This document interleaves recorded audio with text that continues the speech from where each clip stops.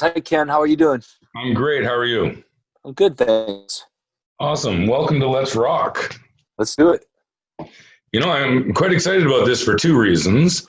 One, the album is amazing. Congratulations. Excellent album. Oh, thank you very much. You're too kind. And the other reason I'm excited is because I have now interviewed everyone in Sons of Apollo. Now you have the complete lineup. Awesome. It is. It's fantastic. Yeah. And so far, everyone's been great. So pressure's on. All right. So how are things? How are you doing in this bizarre time? Doing really. I'm doing well, considering. I mean, I'm just staying as busy as possible. It's been 6 months since Sons of Apollo had to come home from our tour, which was weird. Things were really up for the band, and people were coming out, and to have to pull the plug on a tour with the momentum up like that was difficult, but it was obviously the only decision to make. And I'm just staying as busy as possible. I used 2 months of this time to finish up the Phoenix and get all my overdubs done. And I've been doing press now for the last month, trying to get the word out. And the record's coming out on September 18th, and we're all very excited about it. Well, you should be. I've listened to it about three times since it was sent to me, and it just keeps getting better every time. Oh, that's a good sign. Absolutely. I mean, and don't get me wrong, it was excellent right from the beginning, but yeah, just you start hearing more and more things every time you listen to it, which is something I always enjoy with an album. Oh, that's good. And hopefully you'll keep listening, and it keeps sounding good every year. Oh, for sure it will be. One thing that I like about this sounds exactly like a Derek Sherinian album should sound like. Oh, I hope so. I wouldn't know how to make anything else. Well, you've done a lot of different stuff, but when I think of a solo Sherinian album, this is what I think of, and it's excellent. So, tell us how this whole thing started.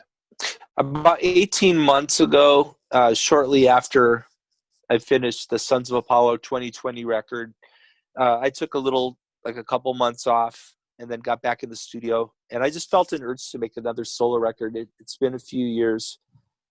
And so I made a couple phone calls, got a new record deal, and called Simon up. And we got to work immediately and started writing. And over about 5 days, we wrote the majority of the structure of the record. And then we figured out a game plan of what players we were going to have on guitar and bass. Yeah, that's something that I wanted to ask you about. Well, I'll get to that in a minute, but first of all, Simon Phillips, that dude's a beast. Well, absolutely. Simon has been a musical hero of mine since 1980, from the first Michael Schenker record, and a couple months later, he was on Jeff Beck There and Back. Two Right. records that are totally different from each other, but Simon was the drummer on both. And what really struck me was not only how great his drumming was, but that he was able to play and keep his style so present in both styles, and to be able to play both different styles effortlessly. I wanted to be a musician of that caliber, and that's what I've strived, for the last 40 years. And I feel so blessed that I've been working with Simon now 20 years since my Inertia album in 2001. But the first time we started working together was in the year 2000, and here we are 20 years later. He's still got it going. And most people forget, I think, that he played on Sin After Sin by Judas Priest. He did. I mean, that's pretty amazing. He was a young guy when he started making records in London. I mean, Judas Priest, what year was that? 78? 77, maybe? 78? 70s, yeah, 77, 78. So, I mean, wow. I mean, I was 11 in 77. So he's been making records a long time. Absolutely. Yeah, that's what actually introduced me to him. I mean, I don't think I listened to it when I was 7 years old, but I do remember when I started getting into Priest in the early 80s, how, I watched all the drummers change in that band, and he was one of them. So I've kind of been a fan ever since. He's something special. Oh, he really is. He really is. And what about Tony Franklin? He plays on all your albums too. He does. Tony is a great player. Very warm and great feel, very musical. And I love the fretless sound. I've always been a big fan of that. And Tony just has a very unique and distinct voice. And I could see myself always using Tony on my recordings. Yeah, he's another special one for sure. You've been posting on your Facebook and Instagram that your new album is the guitar album of the year. Yes. Which is kind of interesting for a keyboard-driven album, or an album from a keyboard player. And yes. Very interesting. When you write these songs, do you write them with a specific guitar player in mind, or do you just think, I think Bumblefoot might be good on this song?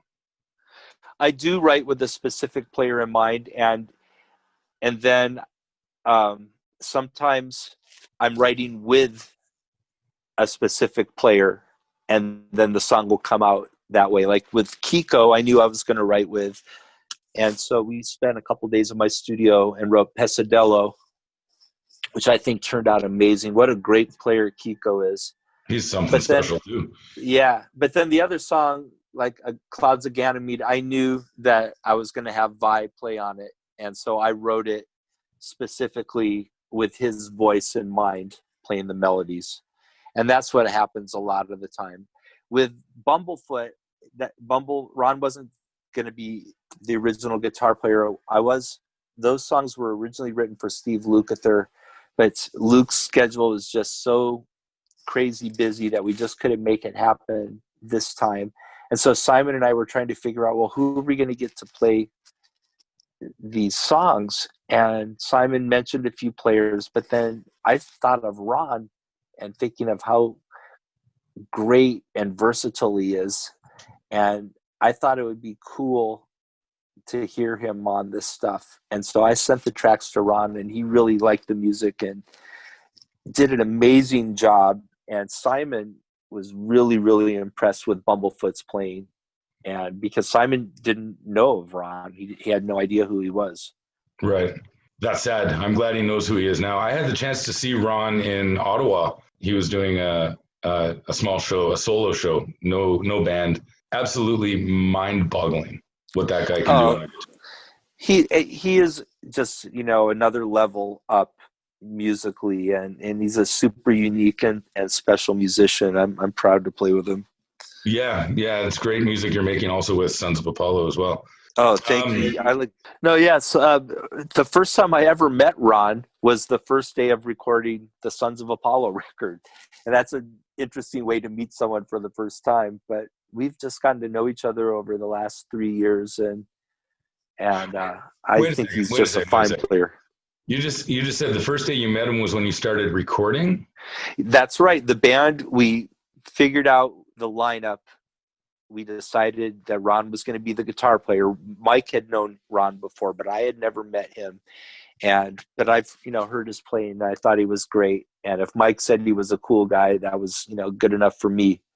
And so that was the first day that we met, was in the recording studio. Holy, that's magic. Yeah, magic. It's cool. Amazing. Let's go back to the beginning. Let's not just talk about other guitar players, but when you first started, where did this sound come from? Because you do, I believe Wikipedia called it guitaristic or something like that. You have a very, very aggressive approach to the keyboards. Where did all this come from? A lot of it was my love for just guitar players, great guitar players. Edward Van Halen, Michael Schenker, Randy Rhoads, Yngwie, Alan Holdsworth. All of these players have such a distinct style on their instruments where you can identify them after they play a couple notes. And to me, that's the ultimate quality that a musician can have, is their unique voice. And that's always been the number one priority for me as a keyboard player. And so I channel those musicians. I've listened to them so many times. And when I solo, mainly it's when I solo that comes out, I just feel like all of that influence and those people come out. Jeff Beck, all of them at different times. And I really don't think about it. It's just part of my DNA. But I think it's very rare that you see that kind of quality that these guitar players have in a keyboard player. Yeah, absolutely, for sure. And that's one cool thing about the album is when I first got the album, I listened to it without looking at any of the notes. I just wanted to hear the music. I didn't care who was on each track. I wanted to just listen to it. And each guy, each player, it's incredible. I knew right away who they were. They've got their own sound. It's amazing. And it's the ultimate, thank you. And it's the ultimate compliment. And I've heard this from multiple journalists all over the world, just told me the same sentence that you told me. And that is an attestment to, I think a lot of it is in the writing, but the production and the choice of players for each of the songs. Yeah. Let's talk about some of these guys that are on this album. You've got, who have we got? We got Bonamassa. We've got Kiko, Bumblefoot, Steve Vai, and Zach Wilde. Yes. Am I forgetting anyone? No, that's it. That's it, right. So how does that work? You just give these guys a call or an email and say, dude, do you want to play on my album? And they say, yeah, just send it to me, and they record at their place? Yeah, I mean, it works different ways. Like for Steve Vai, I was touring with him on the Generation X Tour Asia 2017. And so we became friendly during that. And when I knew I was making the solo record, I just sent him an email and asked him if he'd like to play on a track, and he gladly accepted. And I sent the tracks up to him, and he did his recording in his studio and sent it back. But Zach and Bonamassa, I produced, like I went up to Zach's studio and recorded him. And Bonamassa came down to Simon's studio, and we recorded him there. But Bumblefoot recorded at his own studio, and so did Kiko. Was this all done before the lockdown, or was it done during or after? All of it was written, and the drums were written before the lockdown, and then most of the overdubs were done during the lockdown. Okay. Busy few months then. Yeah. I mean, it was cool. I was definitely staying busy. That's a good thing. In times like this, you got to keep busy. You do. I guess I got to keep coming back to the guitar players because you always mention them on your social media as well, the people you've played with. No, fine. It's fine. Like Holdsworth, Vai, McAlpine. I'm just listing a few of them. Yngwie, Bonamassa. You've played with Nuno, who's one of my favorites. Great player. He scares me how good he is. Kiko, Steve Stevens, you've played with. And of course, the master to me, Eddie Van Halen. Oh, yeah. When you're recording with these guys or playing with these guys, is there a different frame of mind or a different preparation that you have to do to get ready to play with each of these different players? No, not really. I just play. Well, I don't know, because they're all such different styles and, some more aggressive than others and some less aggressive than others. Does it affect the way you play at all, depending on who you're playing with? I think, like, if I'm playing with Zach, I'm going to play a little bit more aggressively than if I'm going to play with, like, for instance, someone else. I mean, you have to be a chameleon. There's a fine line between being a chameleon, but at the same time maintaining your voice and identity. And that's one of the things I pride myself on in my playing, is whether I'm in Dream Theater, Joe Bonamassa's band, or Yngwie's band, or Billy Idol. These are all totally different genre artists, but I can go play with any of them effortlessly and still sound like Derek Sherinian. Right. And that's always, been the game plan ever since I heard Simon in 1980. Right. Were you classically trained, or were you just trained on rock? No, I started with classical. I didn't do competitions or anything like that, but I did start with, basic Bach pieces, fugues and inventions, and Beethoven, Mozart.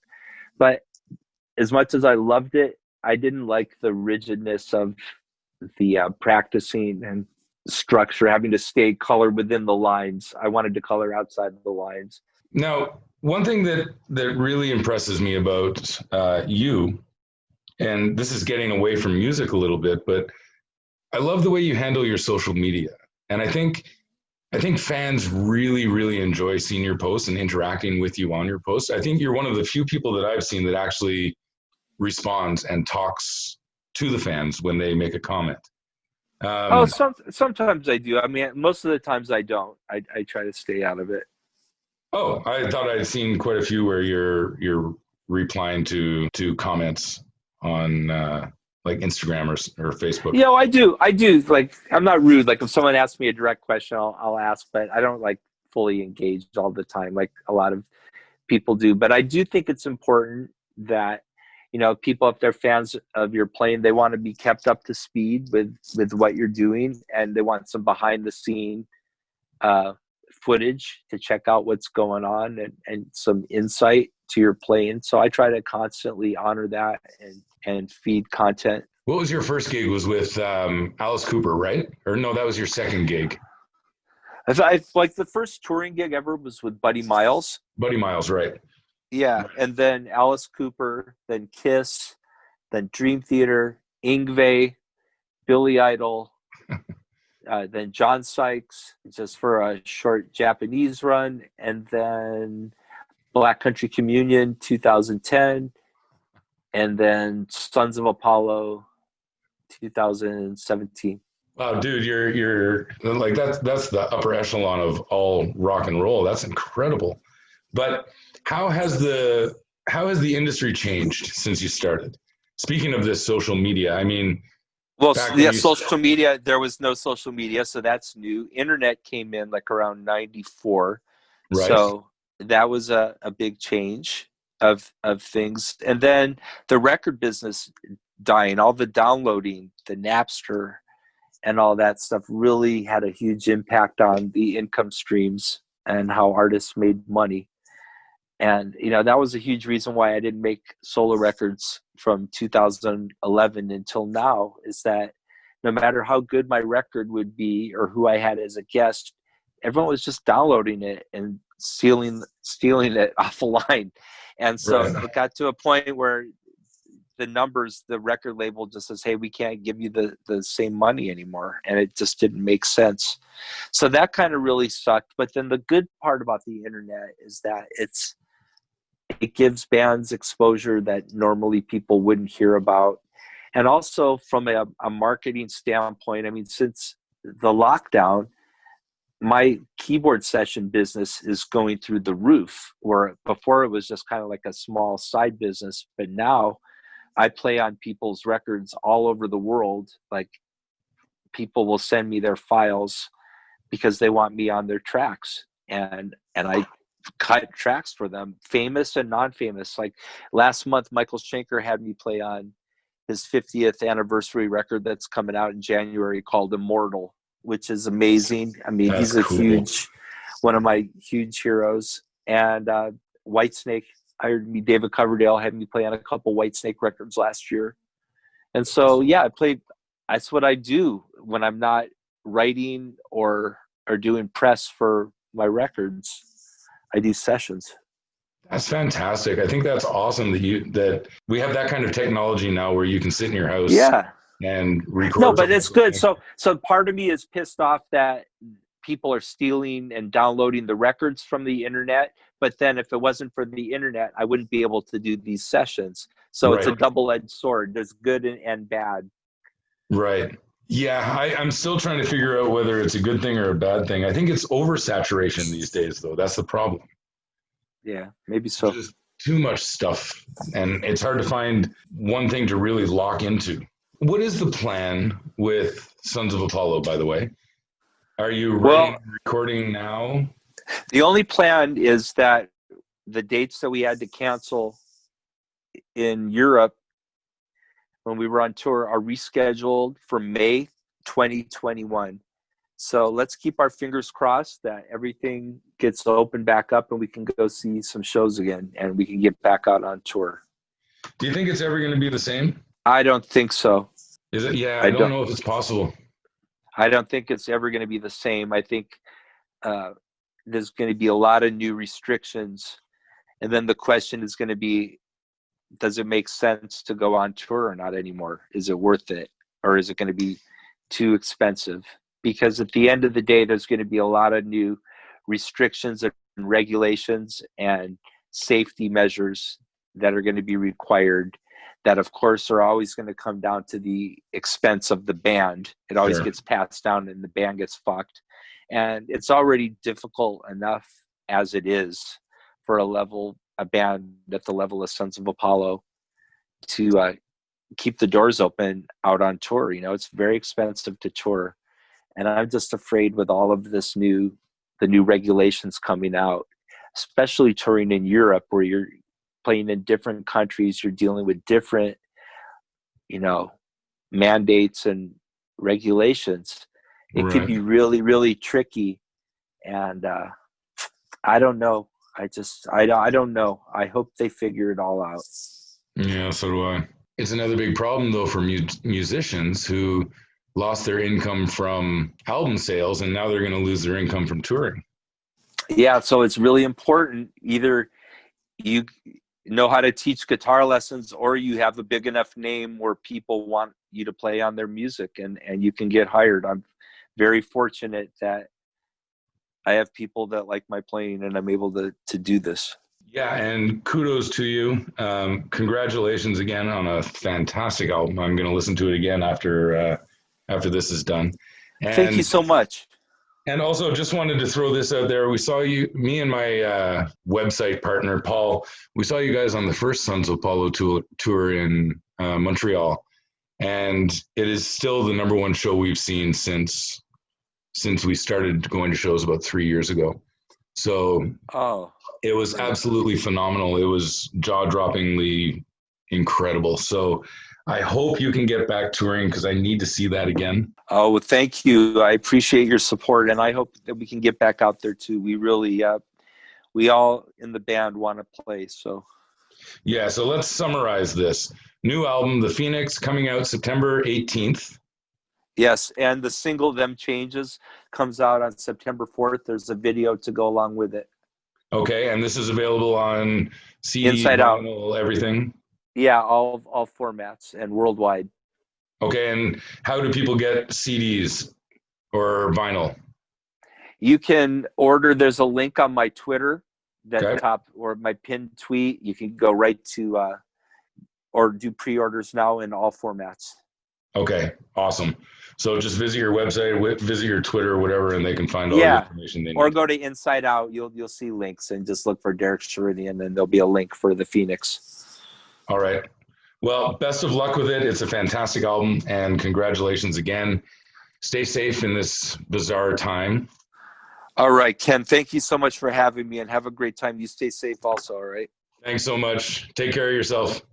Bye-bye.